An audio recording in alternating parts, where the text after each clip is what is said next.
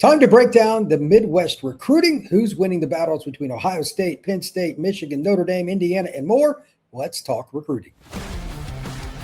Locked On presents The Portal, the daily podcast covering college football recruiting and everything NIL. Part of the Locked On Podcast Network. Your team every day. Into the Portal Podcast, where you get your daily recruiting, NIL, and transfer portal scoop. I'm your host, Brian Smith, longtime college football recruiting analyst. Thank you for making the Portal Podcast your first listen each and every day, right here on the nation's #1 sports podcasting network, Locked On. We're going to be going over the gauntlet of primary Midwest programs that have a shot to make the playoff, and a few that are trying to get over the hump. Louisville, Iowa, Wisconsin, some of those programs as well, but Ohio State, Michigan, they got a new coach in Kyle Whittingham. Got questions about them. Notre Dame, can they keep it rolling? Possibly. I still have some questions about the Irish. This is going to be a fun podcast. Please chime in the chat if you have any questions now, or if you're listening or watching this later, please comment down below. So let's dive in with Midwest recruiting. And the first thing that I want to say is it is always, regardless of what location in the country, about O-line, D-line, and quarterback first and foremost. If you do not secure those positions, you will fail. It's no different for Indiana. Look, they went and got the Heisman winner. They helped develop this past year. Is going to be the first pick in the draft. That matters. And they also were very selective with the players that they took, including Pat Coogan for Notre Dame as their starting center to help them win a national title. So it's a balance. But O-line, D-line, and quarterback are the bottom line. And I'm going to start with Ohio State. I've got questions for them, Michigan, and Notre Dame, and then we'll kind of go into Indiana too. They're a very unique situation because now they're one of the primary programs. They just won a title. Those are going to be the main four, and we'll continue from there. With the Ohio State Buckeyes, my three questions. With Brian Hartline no longer there, does Ohio State's wide receiver recruiting continue to be elite? Look, Hartline wasn't a good recruiter for Ohio State. He was insanely good. He might have been the best assistant recruiter in the nation. Several players from around the country, California, Texas, Florida, etc., that had offers from all their local major programs, and he took them.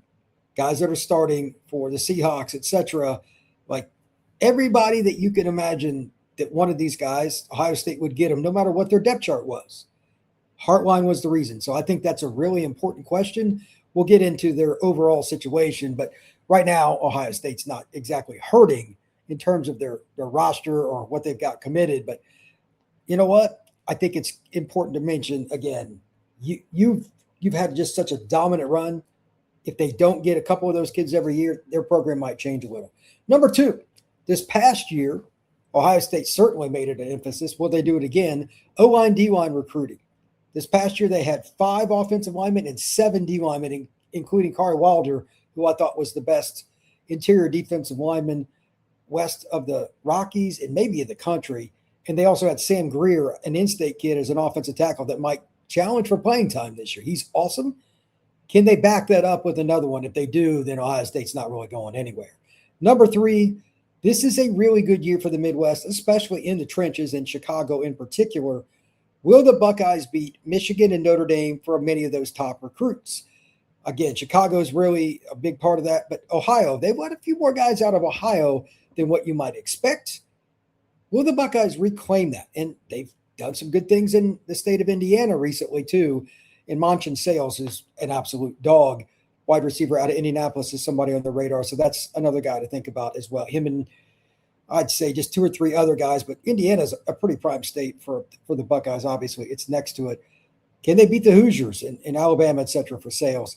So I think there's some pressure right now. I really do. I think there's some pressure on Ryan Day because Michigan went out and hired a real coach, a real staff. They had a really good class despite all the shenanigans off the field, and they're picking up some of the pieces. They cannot lose to Michigan in year 1 under Whittingham. They just can't. On top of that, recruiting is perception. Their boosters, their fans, they're going to want to know, hey, we're headed in the right direction. We got upset by Indiana last year, determined, okay, they won it.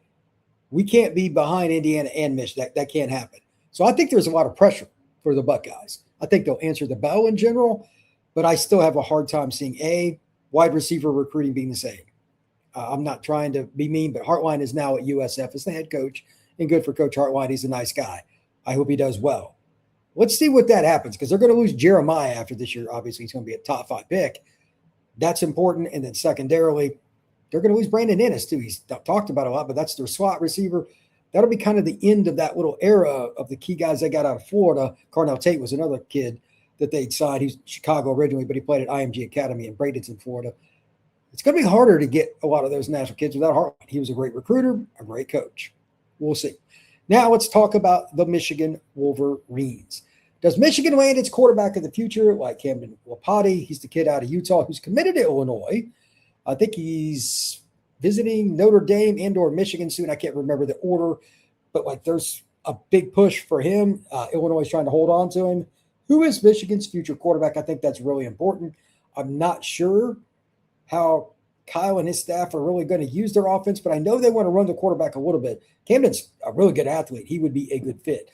With a great Midwest D-line group, does Michigan cash in over Ohio State, Notre Dame, etc.? You're going to see this as a theme, is it'll be similar on my Notre Dame questions. They already got one kid in state that's really good, and he's a kid that can play for anybody, a defensive end. So you've already secured him. He committed last fall before the coaching switch. Can they get a few more guys like that? Possibly. But if they don't, what happens? Are they not going to be able to get over the hump? I don't know. Ricardo Kitchen is the player in question. They've got 5 commitments. It's a pretty good spot. I think they could have a really good class overall, but they need to have him. They get great D-line classes last year because Ohio State already has DJ Jacobs. I met him recently at Under Armour in Carrollton, Georgia. He's the number 1 player in the country. He's committed to the Buckeyes. You need to kind of keep up pace. So that's going to be pretty interesting. Ohio State, by the way, has 9 commits. Michigan's got 5. The next question, and it is also a very, very important one for the Wolverines. Does Michigan close the talent gap overall with Ohio State? Just because you've beaten them recently doesn't mean you have as much talent as Ohio State. O-line, I think, needs another talent upgrade. I talked about Lopati and some other guys they may be going after. Quarterback-wise, I don't know where that's going, but they need to get a really good QB. And overall, they just need a very balanced class. They can't have holes. In other words, can't have a class with 1 linebacker. They lost their linebacker coach to Notre Dame. He's recruiting some of those kids they were recruiting for Michigan now for the Irish. Are they going to be able to go out and have a balanced class? That's very, very important. Now, for the Notre Dame Fighting Irish, does Notre Dame dominate in Chicago? There's about better part of 10 players, I think, in Chicago this year that Notre Dame could go out and sign and be happy with. That's their home base of home bases. I know it's across the state line, but Chicago's got a really big pull for the Irish. Can they win those battles? There's numerous kids. Braden Parks, this is one example. Chris Zorich is his godfather. He's a famous Notre Dame player, All-American at Notre Dame, played in the NFL for the Bears, etc. I think they need to get 2 or 3 of the key guys out of that city, if not 4 or 5 minimum, because this is the best year in Chicago probably in the last 30 years. If they don't get them, that means you're going to open the door for Ohio State and Michigan. Number 2, will the Irish capitalize on having C.J. Carr, one of the best players in the country, and a quarterback with the elite wide receiver recruits? There's a really good receiver in Chicago. There's a few down south they're after, including Julius Jones Jr. at St. Thomas Aquinas. They're throwing it around. Let's see what they can do. I think they have to capitalize because CJ is going to be in the Heisman race. Even if they don't get a kid this spring, summer, with CJ thrown around this fall, they might be able to flip somebody. That's something to watch. And number 3, winning in warm weather states. It's a little different for Notre Dame than it is the others.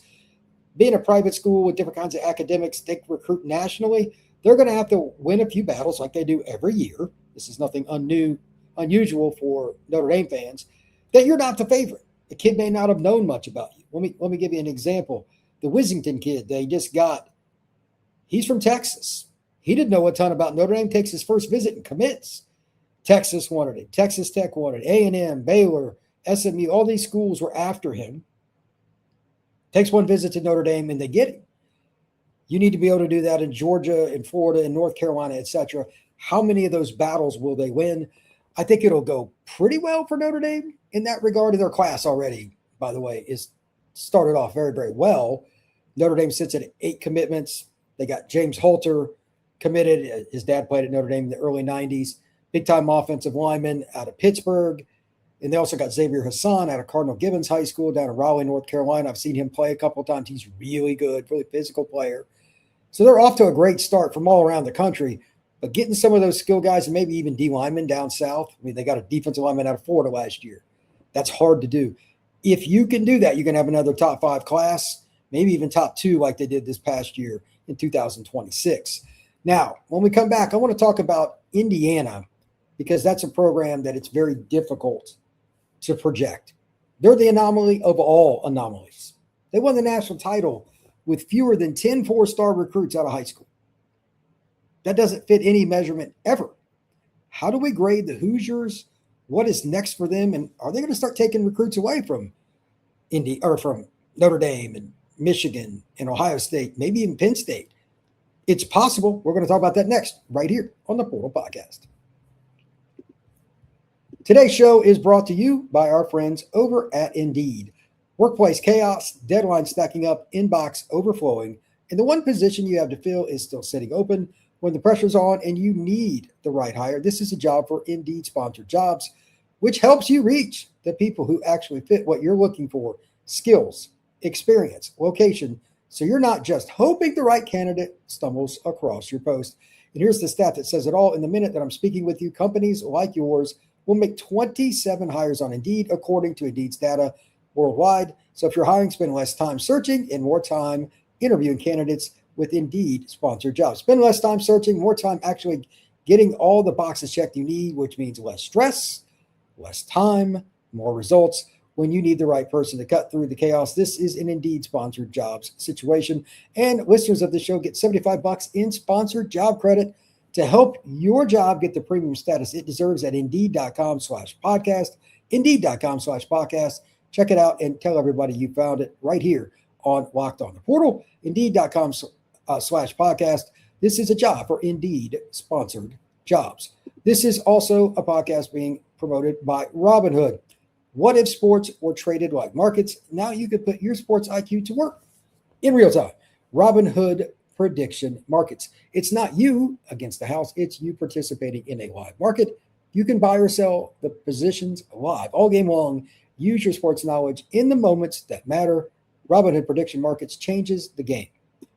It's people moving the action. So when momentum shifts, you can move with it. You always knew the game, but never had a dynamic way to apply that knowledge. And now you can actually take part live in a market powered by people, not just a spectator anymore. You are a play-by-play person that decides what's going to happen. Trade every play with Robinhood, now available across the United States. Download the Robinhood app to begin. Futures and cleared swaps trading involves significant risk and is not appropriate for everyone. Event contracts are offered by Robinhood Derivatives, LLC, registered futures commission merchant, and swap firm. We also have the Everydayer Club. Check it out down below. Use code MARCH for a free month. Your ads will go away on the audio side of things. If you get this, $5 a month thereafter, or $50 for the year. Check out the Everydayer Club down below. All right, let's talk a little bit about Indiana. This is a wild scenario. I still don't know how to grade this, and I don't know if anybody does. You win a national title by being very selective with the portal and hitting on just about everybody. Their hit rate is, there's nothing like it, including Fernando Mendoza. Handful of transfers really worked out at, receiver, D-line, linebacker, whatever they did, it worked. They had 8 holdovers from their original portal class that they brought in, the JMU kids. There were 13. 8 of them were back last year, if I remember correctly. They all continued to be leaders and getting even better. And finally, that team chemistry was great. So how do you grade that when you just talk about raw talent and now kind of switching it up and going towards high school recruiting? Should Indiana not do that? They signed 22 kids this past year. Still not an elite class by any means, but this should be the class that really takes a step forward. And to that, I've got a few questions about Indiana. Are you going to get 5 or 6 of the elite kids that the Michigans and Notre Dames, et cetera, want in the Midwest? Some of those kids from Chicago, Cincinnati, et cetera. They got one. I'll talk about him momentarily. But if you don't, are you going to get them nationally? Like, they've got some history with Signetti. He's coached at Alabama. He's coached in Virginia. He's coached in PA. There are different spots. Maybe any one of those could be a possibility. But overall, are you going to get the elite prospects? Number 2, you set a standard this past year. I mean, they had 4 offensive linemen and 6 defensive linemen, and then they went and got 4 defensive linemen in the portal, plus Joe Brunner, the offensive lineman from Wisconsin. So you did a great job there. Now kind of like with Michigan, Ohio State, Notre Dame, can you back it up and just have a plethora of linemen ready? There is no way around it. Linemen are the one area where it's harder to get kids and to have that depth. And when you don't, you get bounced. I'm not saying Indiana could make a run not doing it exactly that way, but you're probably going to mitigate your concerns about falling back to the pack if you continue bringing in linemen the way they did this offseason. Their portal class was really good. Joshua Burnham, from Notre Dame. They got the DNs, both of them, from Kansas State. They bring in a kid from Tulsa at nose guard. They did a great job. Just a great job. If they can start getting just a couple of kids, D-line wise, that are really good every year out of the high school ranks, same with the offensive line, they would be set. So Monsana Torbert, kid out of Cincinnati Princeton, is their best recruit right now. They got 4 guys pledged. They need to hit in-state. It's a really good year in the state of Indiana. Indianapolis in particular is up even more than normal. Monchin Sales is probably the most important guy on their board. He's a special receiver, 6'4.5", 210. He's got 10-plus inch hands. Alabama wants him, Miami wants him, Ohio State, etc. Let's see if Indiana can take that next step. I like their class so far. It's got 4 guys that are good players. But are they going to get the linemen? Are they going to hit on a few national guys? I think it's really important that they do, because you're not going to get this all the time. Devontae Hugan, by the way, is a guy out of Sarasota that I think is going to play early. Defensive lineman, 2026 kid. Watch out for him. Penn State, they don't have any commitments. Is that going to change? They've got a big recruiting weekend coming up, and in-state recruiting is a must. But Matt Campbell and his staff have had a ton of guys on campus.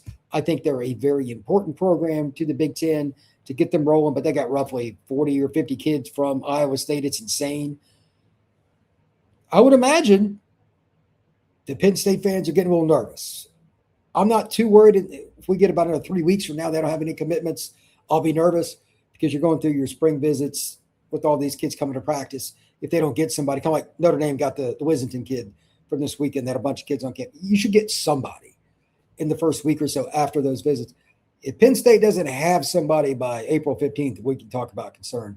I'm still not that worried, but my biggest questions, are you going to get an elite quarterback? I think they're in the position to do so. They're in on a couple of guys. Are you going to get the linemen in state? They've been getting hammered by Michigan, Ohio State, and Notre Dame. Now Indiana's kind of going to be a problem too, especially in Ohio and Pennsylvania probably. Penn State needs to hit there, but in-state's where it starts. Will Campbell adjust to that? He's going to recruit the state of Illinois and Wisconsin and Iowa and Kansas, even Oklahoma and North Texas. That's fine, but they've got to win New Jersey, Maryland, Virginia, Pennsylvania, West Virginia, Kentucky, those states that are at least somewhat close to them. They've got to win some more battles in those areas. I don't know where to go with this, but this is an important year. Again, Indiana's coming on. That's why I brought them up before Penn State. Let's see what happens. Wisconsin, they've got 4 kids committed, including Coors Loken, one of the better tight ends in the country, in-state kid, Isaac Miller, defensive lineman, might grow into a defensive tackle. He's a defensive end right now. Luke Fickell's group has started out better. 4 commits. In-state guys are doing better. Can they start getting the playmakers outside? They've done a little better. They've got more NIL.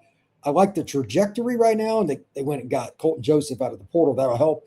They should win more this year. They should be a 7-win team anyway. Let's see.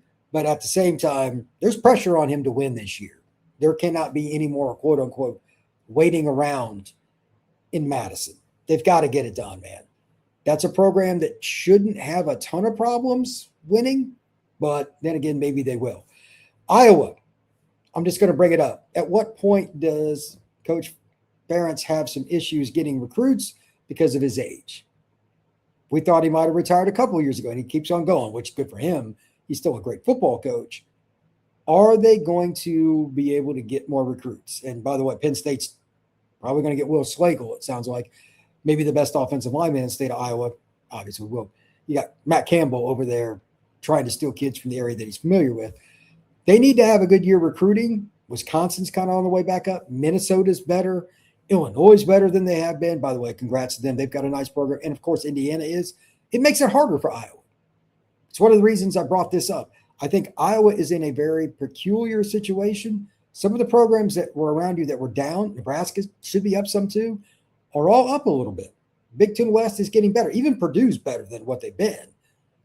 It's a very important year for Iowa. Let's see if they can get a quarterback. Can they win some of those lineman battles? They've always just found a way to kill it in Chicago with some lineman that nobody else wanted. It ends up being all Big Ten. They evaluate as well as anybody. Total hats off to that staff for 20 plus years of doing that. But it's going to be harder now. Illinois is good. Wisconsin's got more NIL money. Indiana's stealing kids. That's going to be difficult. By the way, Indiana's quarterback recruit, he's from the Chicago area. Like, everybody's recruiting that spot. And that was used to be Illinois and Notre Dame, just a few schools really. Iowa was another one, kind of snuck in there. But Penn State's going to hit it more now. Indiana's going to have more cachet. Obviously, Michigan or Ohio State can recruit anywhere.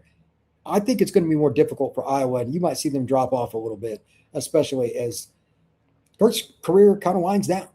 Finally, Louisville. They've already got a couple defensive linemen committed. They've got a stud that's committed from the local ranks. That's a corner that's a big-time player. Let's see what this kid's name is. I got it written down here. Allen Evans. He's out of Louisville Trinity. It's a traditional great program, top 100, 150 kind of guy. You're off to a good start. They got 8 guys committed. Iowa's just got 3, and they're all in-state kids, including Gavin Stecker. But, can Louisville get over the top, though? I've talked about it several times during the show today with offensive and defensive linemen. They got 2 pretty good D linemen committed. They're in on a couple other guys. I know one of the guys from Carrollwood Day down in Tampa, some of my buddies that coach they were talking about, Louisville's been all in. But if you're not able to get the linemen, you're still just going to be stuck in that purgatory of 6 to 8 wins. Because at the end of the day, there's certain teams, we know who they are, that you play, they're going to have better linemen than you most of the time unless that goes up a notch. Especially O-line. They've got to do better there. But I think that Brom does a great job with his program, and most likely, not guarantee, but most likely at this point, you would think the NIL and everything they have, they could start getting a few more offensive linemen too. Got a couple of good D linemen in this class, so it's possible. But that's the difference maker. You're not going to out-scheme him. You're not going to out-coach him. All the little things, but you still got to have the Jimmies and the Joes to get over the top. So we'll see. When we come back, we're going to dive into the chat a little bit. We're going to talk a little bit about big box with recruiting, what's coming up. That is next right here on the Portal Podcast. Today's show is brought to you by our friends at TurboTax. It's tax time, but for a lot of us, the old way of doing taxes is a lot. Trying to book an appointment, that's not the most convenient. Sitting in a waiting room with a stack of papers, emailing back and forth and wondering if they really get your situation. But this is the year you're getting a major upgrade. Intuit TurboTax now has in-person locations nationwide. You can meet face-to-face with a real tax expert, and your documents get uploaded straight to your TurboTax app on the spot. Just like that, you're done. Your TurboTax expert works to get you your every dollar you deserve. While you get real-time notifications as you go about your day, it's the relief of walking in and meeting a real person and walking out knowing your taxes are handled right. Head to TurboTax.com/local to find a store near you and book your appointment. We are also brought to you by our friends over at Game Time. It's the biggest stretch of the college basketball season with all the buzzer beaters, bracket busters, and all the unforgettable moments with the NCAA tournament. But getting tickets is not the easiest thing to do with all the queues and long wait times. Game Time is the app that changes that and gives the advantage back to fans with constant innovation. It's how you unlock amazing tickets and experiences in just a few taps. Incredibly simple to use, the Game Time app guarantees 100% legitimate tickets on time at the best price. And here's the best part. Fees are included in the price you see. What you see is what you pay, period. That is true. I've gotten tickets on Game Time twice. Not once, but twice. Had no problems. They'll send you the email. You go through it. You get the tickets downloaded onto your phone, and you walk into the arena, and you watch the game you want. You can get your seat view right there on your phone. Click on a ticket, whatever game you're interested in, and it'll show you your seat view right there from your phone. That is also a cool feature. Take the guesswork out of buying college basketball tickets with Game Time. Download the Game Time app, create an account, and use code LOCKEDONCollege for $20 off. Redeem code LOCKEDON for $20 off. Download the Game Time app today. Let's get into the chat and have a little bit of fun, see what everybody's got going on today. What's going on, Salty? I'm glad you're in the – oh, wow, looks like Salty had a little problem today. I'm stuck in LAX with delayed bags. Pray for me. Rather, there's no praying at LAX. That's not a good spot to be. Which is the bigger coaching loss at his position? Hartline, Ohio State, or Mickens, Notre Dame? I say Hartline because I've never seen anybody recruit at one spot like he has. Elite kid after elite kid there. Although Mickens pretty close. Those are two of the best recruiters in the country. Salty, how much faith should players have that their position coach, coordinator, or head coach will be there as long as they are? Zero. Never believe that. You better be careful what you ask for. How often have you heard of coaches who recruit even though they are now know that they are going to leave? They don't do things like that in the Midwest, do they? No, if you're leaving, you can usually see it. Why would you prepare for your future if your future is somewhere else? It's usually pretty obvious. For Michigan, how much trouble will the coaches have entering a recruitment area where they don't have long-term contracts? That's interesting, but the Michigan brand sells. I think Detroit, Cleveland, Toledo, Indianapolis, Fort Wayne, South Bend corridor to Chicago, any of those areas, they'll be fine because it's Michigan.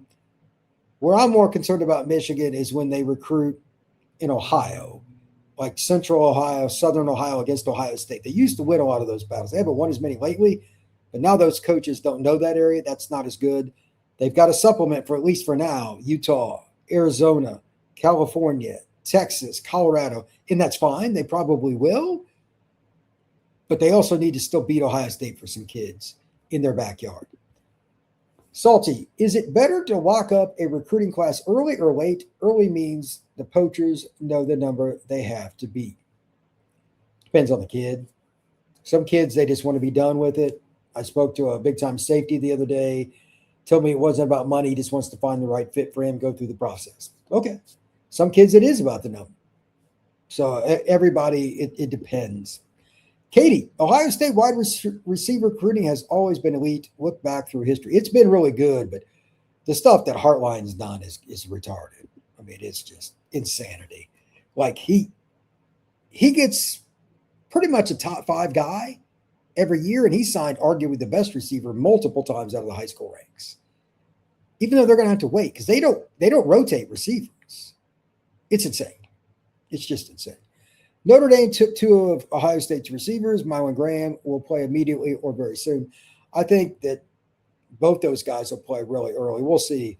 But I think the fact that Hartline's gone is part of the reason they transferred. Katie, I don't know if anybody closes the gap with Notre Dame as long as Freeman is head coach. I think Notre Dame's depth chart is pretty good. As long as he stays there, they'll be a top 5 roster. Is there any academic progress rule? Oh, that's a good question. If I had transferred as many times as some of these portal players, I'd still be a 4th-year freshman. There is no way some of these transfers are progressing. I think they're just making some of these schools within the universities or colleges within these pass the credits. I do.